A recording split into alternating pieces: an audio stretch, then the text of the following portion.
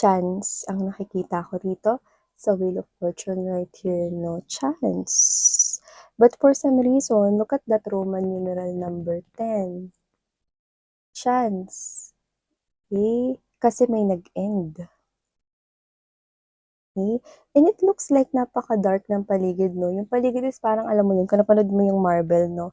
Kung saan, no, natalo, no, at napawala ni Thanos, no, yung mga heroes ng Marvel. Ganun, no? So, pwedeng humihiling ng chance ang person na to sa inyo. For some reason, hindi ko alam, dahil 2 major arcanas na ito, I think nakikialam na sa universe dito. Pero dito nakikita ko, no, na ano to, kasado na. Yan, kasado. Kasado na, pirmado na, no, ang papeles, no, na kung ano man ito, no, ang chansang ito ay nakita kong nasunog or naglaho. Okay? So, ibig sabihin, ang tsansa na ito ay hindi na maibibigay pa.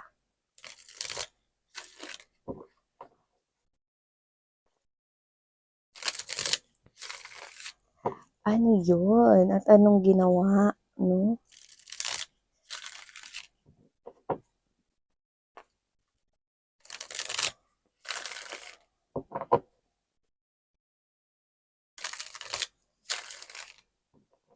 Okay, let's go ahead and check out more.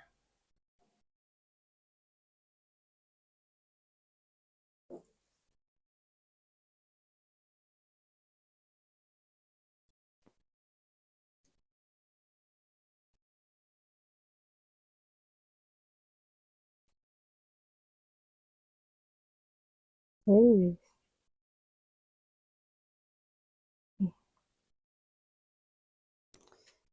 Hmm. This caught my attention here. So, I think ito yung naging dahilan kung bakit naging messy, no? Ang kanya ritong parang pangalan. Yan, no? Pangalan, pagkakakilanlan, naging messy, no? And when we say messy, hindi naman sa madumi, pero parang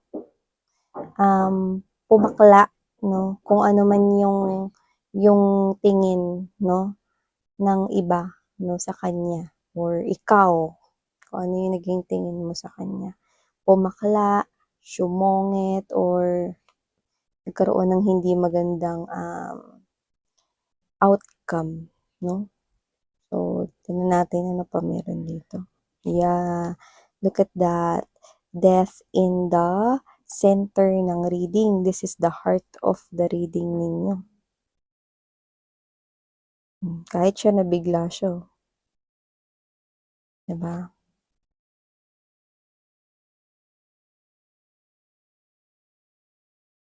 Ang tower dito sa reading na ito ay messy. Messy. See? Pakita ko sa inyo. Look at that. We have here the devil together with the king of cups energy.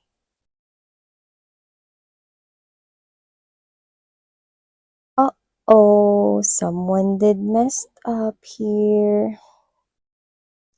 So, before we start this reading of yours, let me just say hi and hello everyone. By the way, my name is Yan. Welcome, welcome. At sa returning subscribers, thank you so much for the warm love at support na pong binibigay nyo sa akin. So, wala tayong gender here, and of course, this is timeless as well. So, just take how this resonates, and you have here free will, no, at the end of the day. So, nakikita ko rito, this is the energy here of someone na, alam mo yung namuo na lang, no? Yung kanya ritong passion for you. Passion na parang na-mistaken niya as love.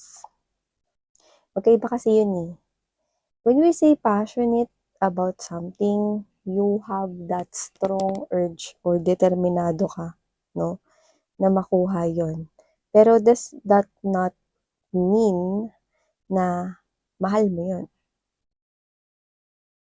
In that case, ganun yung nakita ko rito sa reading na 'to. Someone here with the devil in the background. This person thought na love yung nararamdaman niya for you, pero here pinapakita sa'kin na puwedeng nabubulagan siya or hindi niya yun alam or hindi niya nadidiskubre. So, akala niya love ka niya or sabihin na natin siguro love ka niya, pero yung love na yun is parang nabalutan rito ng, parang kasi nagiging selfish siya rito, eh. How can I describe this 'no? Nagiging selfish siya rito, nagiging greedy siya 'no? Pero ang nakakaloka, this is someone here na I think hindi mo kilala or hindi mo alam na ganito pala siya kalakas ang tama sa'yo. So with the devil energy to the king of cups energy, this is someone here mistakenly akala niya love yan, pero I think that is more than lust. He or she wants you badly, but he or she cannot have you. Yan. At parang hindi pa nga nagkaroon rito ng tsansa na malaman mo yung nararamdaman niya sa'yo. Yan. Sabi ko nga sa inyo, this person did messed up. At ang nakakaloka, hindi pa nga siya nakakapagpakilala sa'yo, natapos na agad ang kwento niyo. Kasi with this, mga babes, no, 5 of Wands energy and there's this 4 of Cups right here and that 7 of Swords, no? Sa tingin ko patuloy siya rito nagpapapansin sa'yo. Eh, parang may mga bagay siya rito na mga bagay na sinusuportahan ka niya, na posibleng hindi mo alam na sinusuportahan ka niya or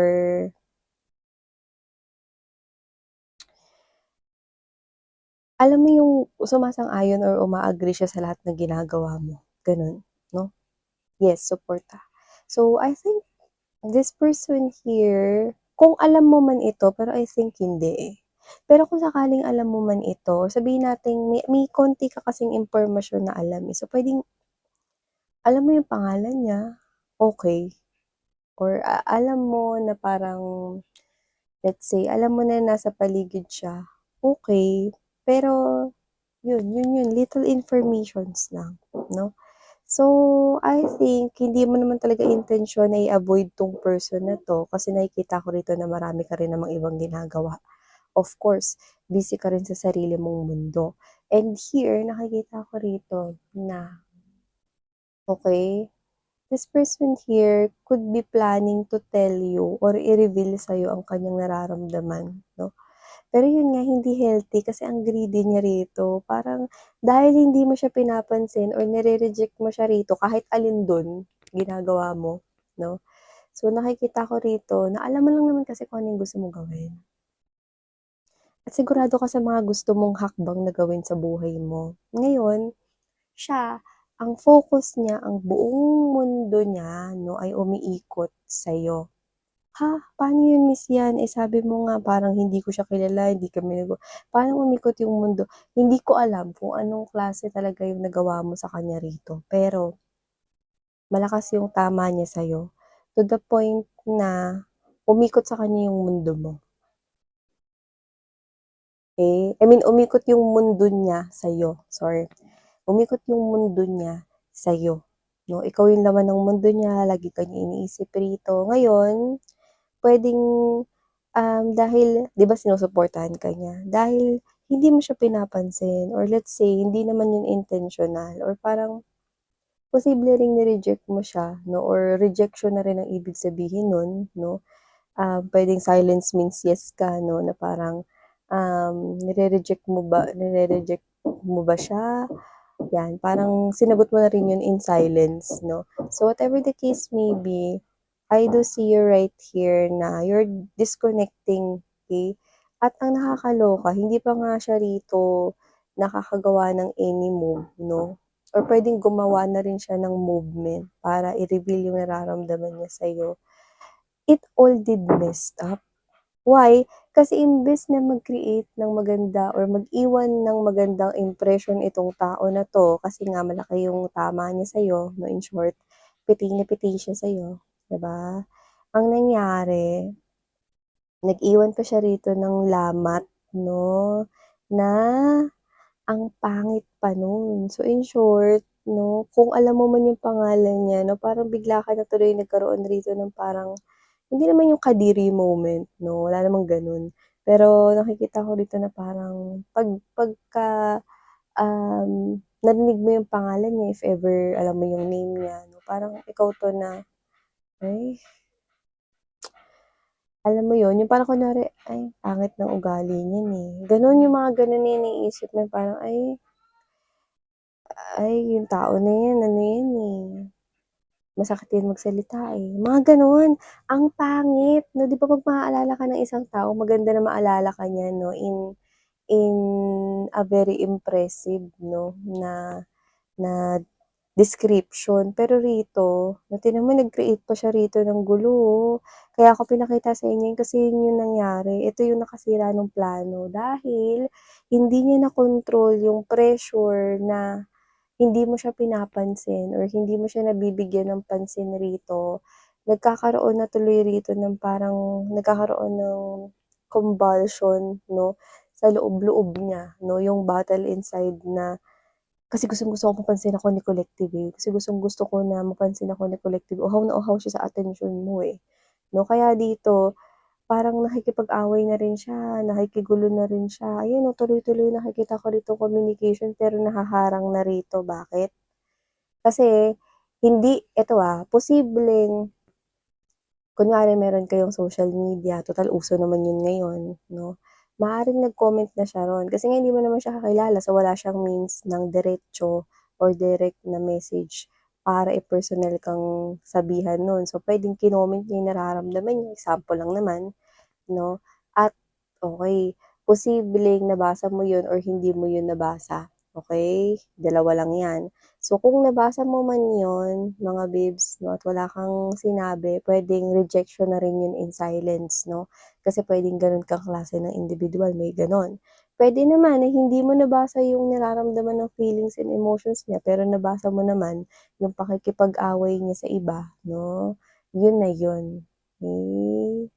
Which is hindi ka natuwa 'no, hindi ka natuwa dun sa ginawa niya 'no, na parang nandadamay na siya dito ng iba 'no, dahil lang hindi mo siya napansin or dahil lang ni-reject mo siya rito. In short, this person here actually hindi naman talaga maganda yung energy niya. Kasi dito nakikita ko na hindi ka magiging malaya, masasakal ka lang, mm.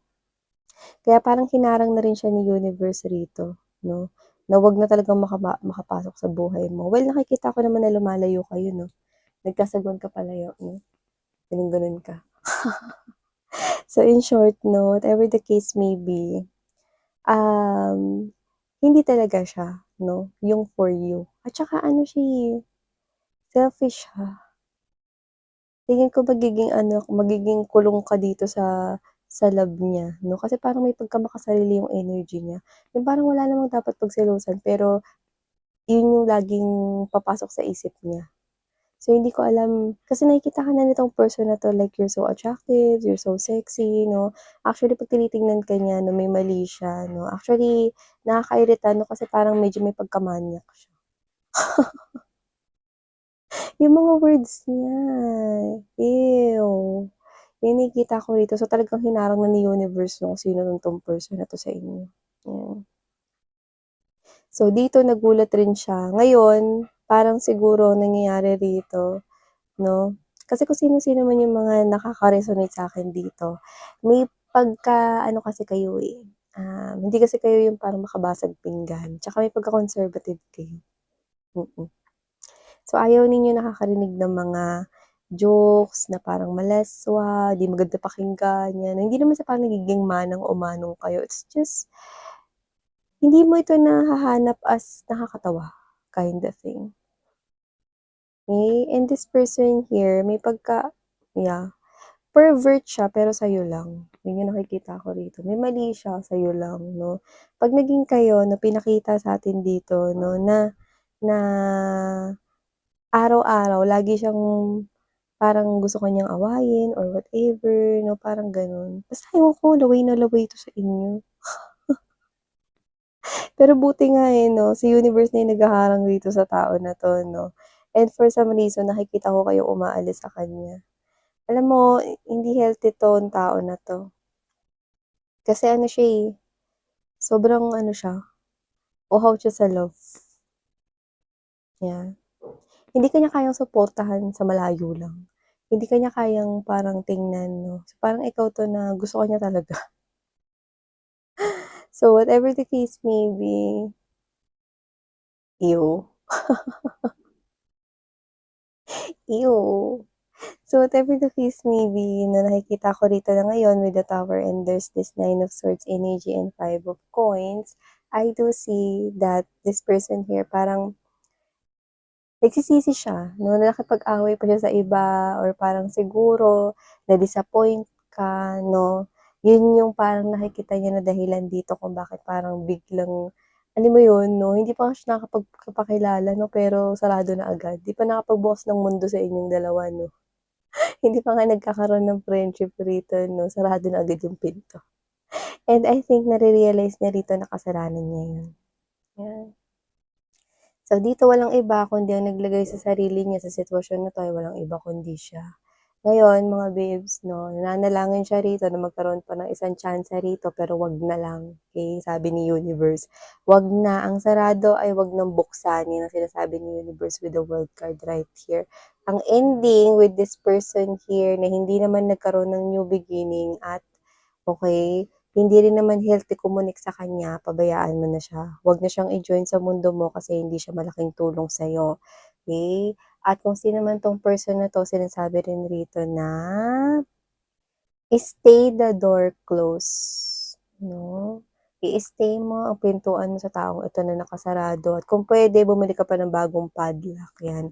Hindi ko naman sinasabi na na isa siya ritong masamang tao 'no, or what, or isa siya ritong killer or murder or what 'no. Pero yung temper niya hindi maganda, okey?